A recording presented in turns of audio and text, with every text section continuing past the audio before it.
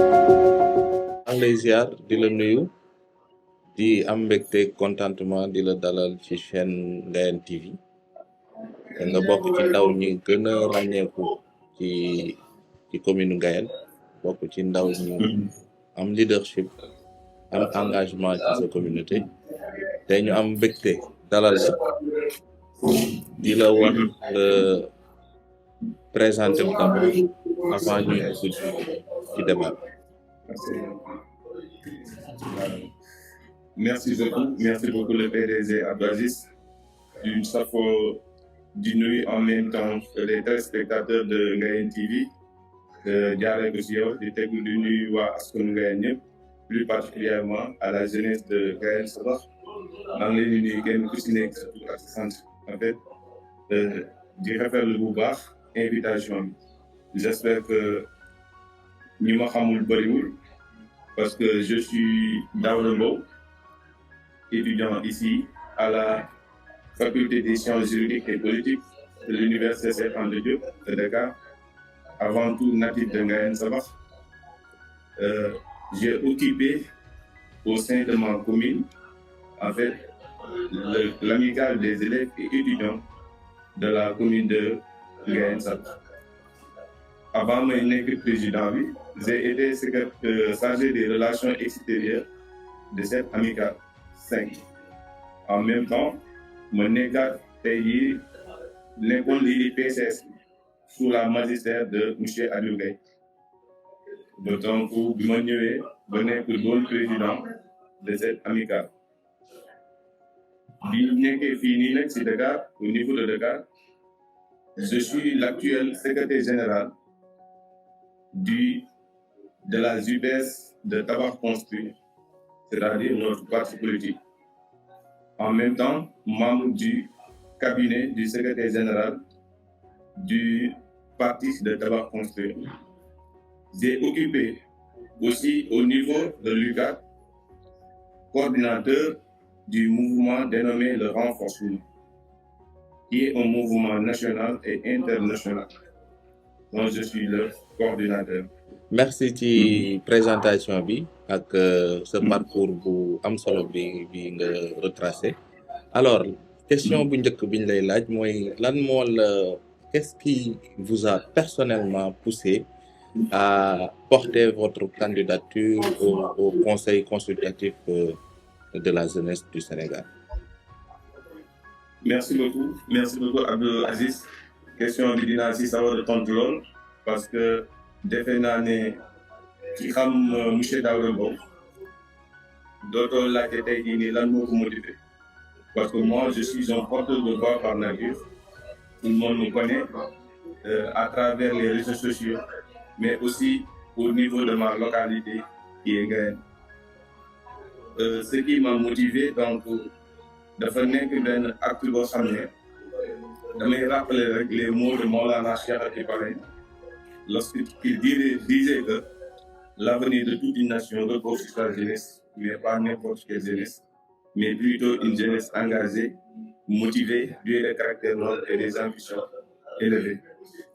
Beneen bi mooy ñu nekk jeune étant jeune ñun dañ war a am lu ñu comporté woo ginnaaw bi ñu suñuy parents jàngloowee ñu jàng ba am xam-xam bu ñëwee dañ war a jëriñ suñu localité c'est-à-dire apporter la pierre à l'édifice mooy participer ci développement suñu lii nag li ñu motiver tey jii nii ñu postuler suñu candidature au sein pour les élections du conseil consultatif de la jeunesse du Sénégal loolu c'est pas du tout anodin tooguñ pour un simple plaisir ou bien un simple soir de diriger ñu xëy rek jot dafa nekk loo xam ne comme ñu ko waxee par nature la nekkee ci ñun étant des serviteurs de notre communauté qui est Ngayene donc di ci contentement bu baax ndaxte déjà man dama ne am naa satisfaction parce que on reconnaît en fait la capacité d'un leader au moment où il est capable de permettre aux autres de manifester leur leadership. Et cela, je l'ai réussi ku bëgg ku bañ ba peut-être du ñàkk ñoo xam ne dañ naan voilà kii de mais loolu moo am ndaxte man maa njëkk a jël initiative postuler sama candidature te bi ma ko defee avec fierté bi ma ci am mooy gis naa j'ai vu d'autres candidats yoo xam ne nii amaana bon nekkuñu woon ci yooyu peut-être nekkoon nañ ci bon de travail dans l'ombre peut-être mais mën naa wax ne par ma voix j'ai incité en eux donc de manifester leur leadership. Tout à fait. loolu donc mooy kii. Merci. beneen bi mooy. Allez-y. voilà. Allez-y. Poursuivez. beneen bi mooy bokk na ci moom motivé mooy man au niveau de ma commune. J'ai l'habitude de dire que nous les jeunes, nous sommes des prisonniers. Pourquoi je dis que nous sommes des prisonniers? Pas comme les prisons ordinaires. Nous ne sommes pas prisonniers des prisons ordinaires.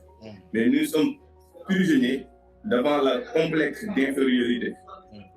Et aussi devant les barreaux de la peur, de la critique. Donc j'ai dévié ces phénomènes, j'ai dévié ces défis, raison pour laquelle loolu motivé na ma à ce que man moom sañ a laaj di conseil consultatif au niveau de la commune de Gaïane Saba. Merci beaucoup Daouda. Si vous êtes élu, quelles sont les actions concrètes que vous comptez mettre en place dès votre première année pour impacter véritablement la jeunesse de Gaïane? D'accord. waaw man déjà damay wax ne commencé naa liggéey bi bu yàgg parce que au moment où je vous parle j'ai un projet qui porte sur la jeunesse de Gaïane dont le but et les objectifs c'est de rassembler toute la jeunesse de la commune de Gaïane Saba ñu bokk benn vision benn objectif bokk ay ambition tout au service de notre chère commune qui est Gaïane. tey nag bon projet boobu noonu defe naa ne maa ngi dem maillage boo xam ne avant ñuy wax conseil consultatif man jëloon naa ay initiative di woo par kenn certains pour me témoigner parce que bëri na ñu ngi ci woo ci parmi ñi ñuy suivre wala ñenn ñoo xam ne voilà ñu ngi ailleurs bëri na ñu ngi ci waxtaanal ci projet boobu noonu.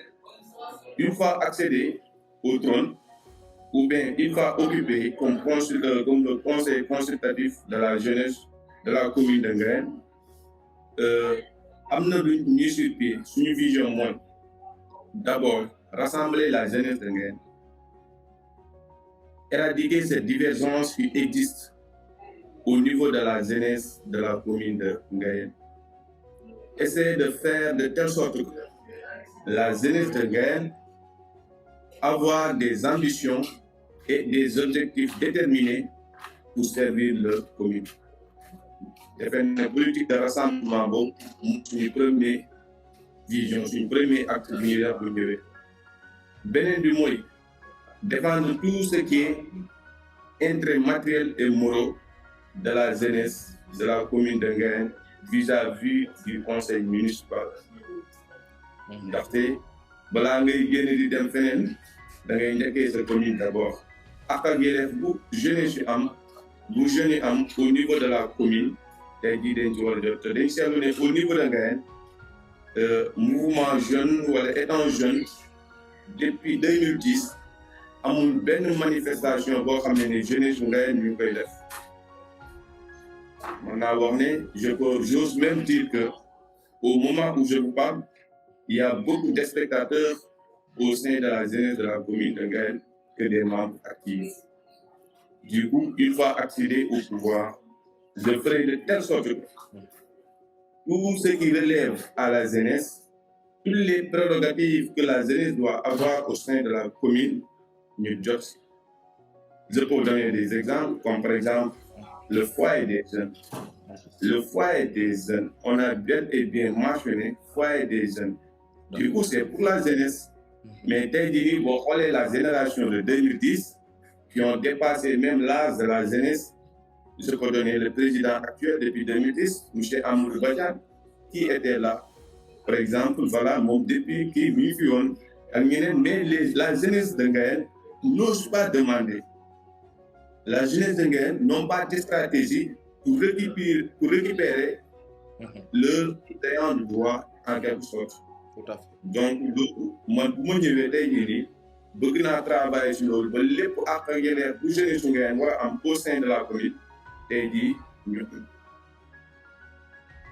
beneen bi mooy dans le cadre de la promotion de l'emploi et de l'orientation de la jeunesse démarche yooyu defe naa ne ñun ñu ngi ci te def naa ne lépp bu ñëwee dañuy yeggali rek ci liggéey bi ñu tàmbali woon li ci mel ni ci côté éducation par exemple la jeunesse de Nguéniène mérite des très bonnes conditions pour poursuivre leurs études correctement parce que je n'arrive pas à concevoir Nguéniène qui a bénéficié d'un lycée boo xam ne bien clôturé en même temps mu am électricité bu doy am aussi ndox am tous les matériels nécessaires pour couvrir un examen mënul am centre d'examen donc loolu c'est déplorable te bokk na tey jii si sama vision tàmbali naa ko nag parce que bi ma joree président de la coordination des élèves et étudiants j'ai mené des actes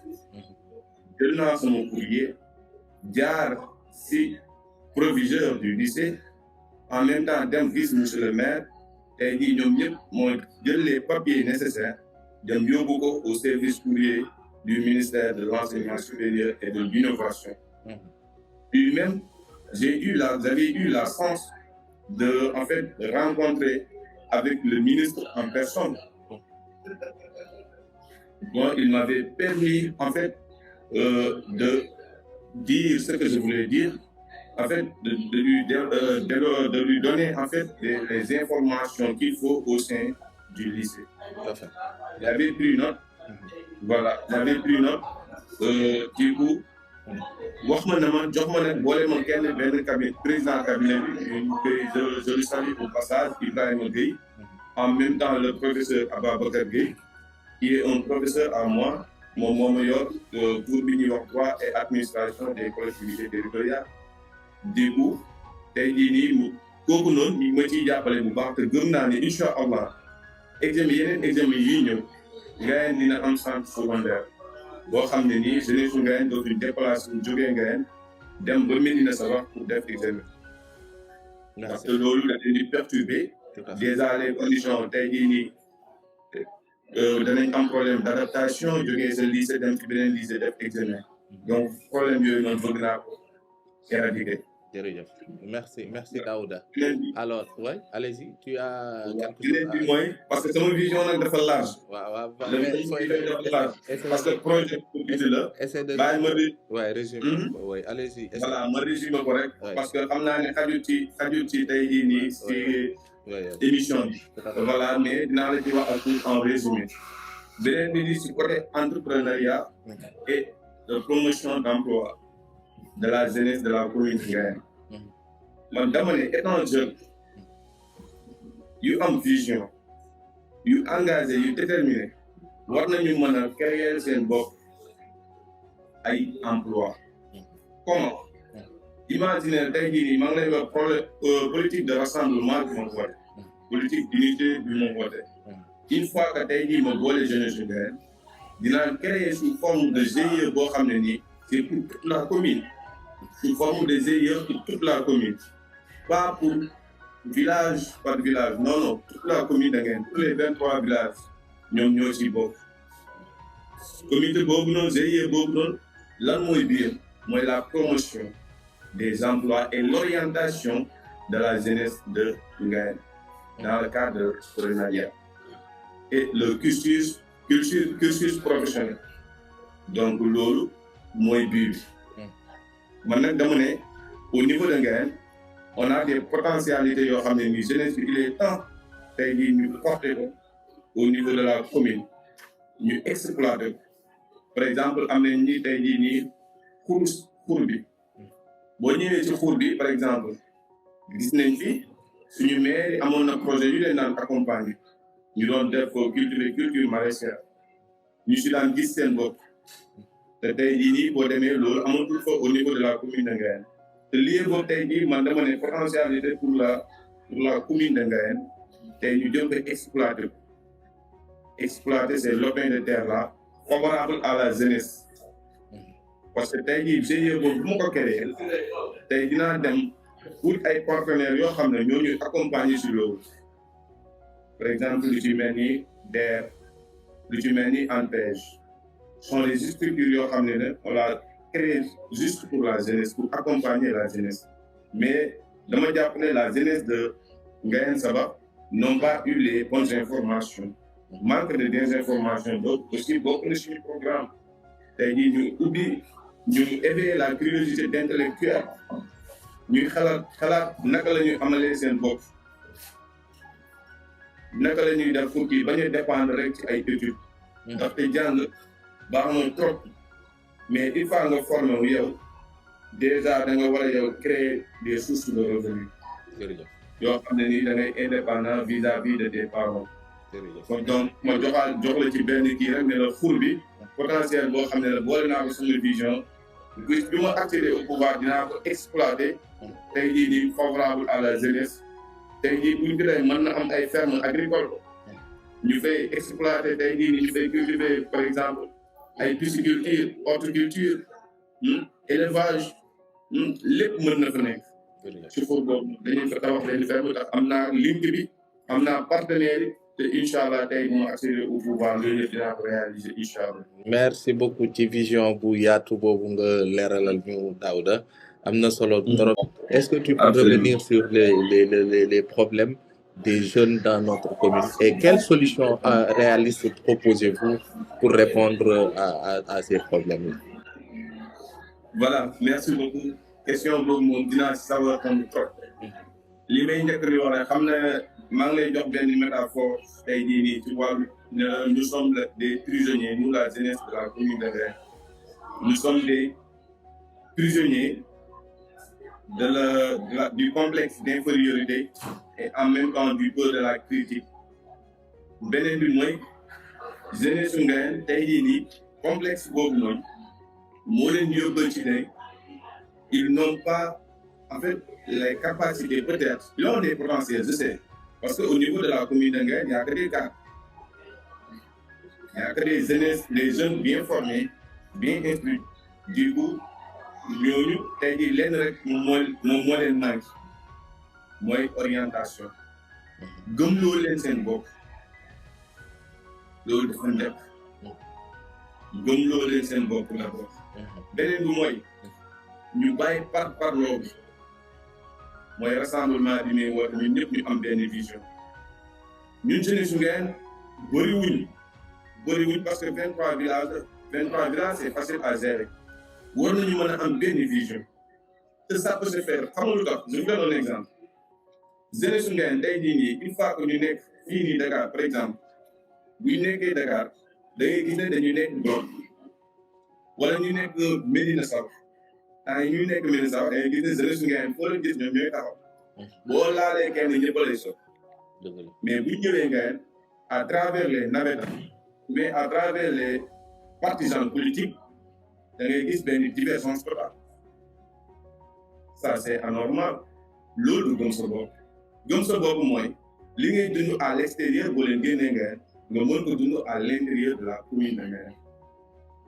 man loolu dama koy déplorer defe naa ne mooy premier défi à relever mooy jeunesse su Ngayène bokk benn vision bàyyi xeexante bi seen biir comme bu ñu nekkee Dakar tey jii boo ñëwee chambre bi ma utal gars yi bi ma loger gars yi à l'université ma loger étudiants yi à l'université da ngay gis ne ñoo bokk lay bàyyi saa su ma fa jaaree da nga gis man damay ñëw di toog di waxtaan ak ñoom ma xam ne ñii nii ku nekk li nga bëggal sa bopp nga bëggal sa bopp mais une fois à Ngayène da ngay gis benn divergence kenn ku nekk di fekk sa wet beneen bi mooy jeunesse su Ngayène day mandu ci côté administration locale ce qui n'est pas normal on est des jeunes étant jeune j'ai l'habitude de dire que c'est à partir de l'énergie de la jeunesse et le savoir la sagesse des anciens qu'on peut construire notre localité mënuma concevoir étant jeune tey jii nii bu ñuy tey jii nii pour les mises en œuvre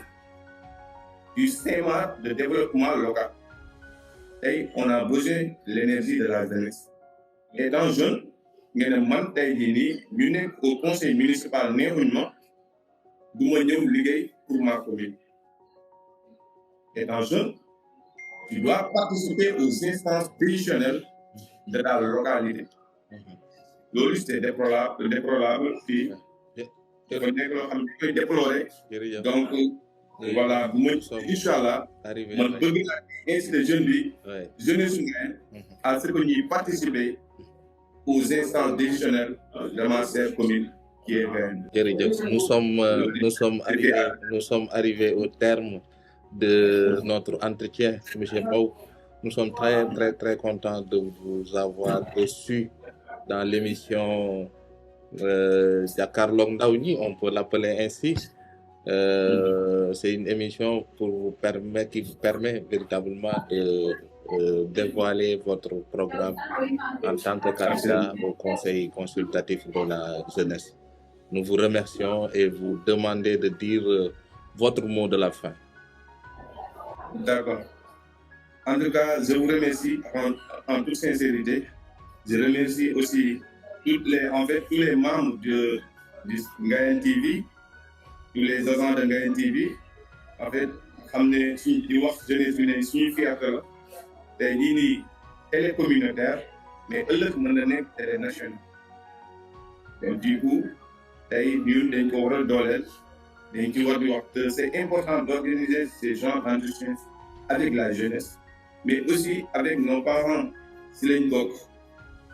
Tey jii maire yi chacun a un mot à dire. Du coup, il faut les inciter à parler, à proposer tout cela dans le cadre du développement local.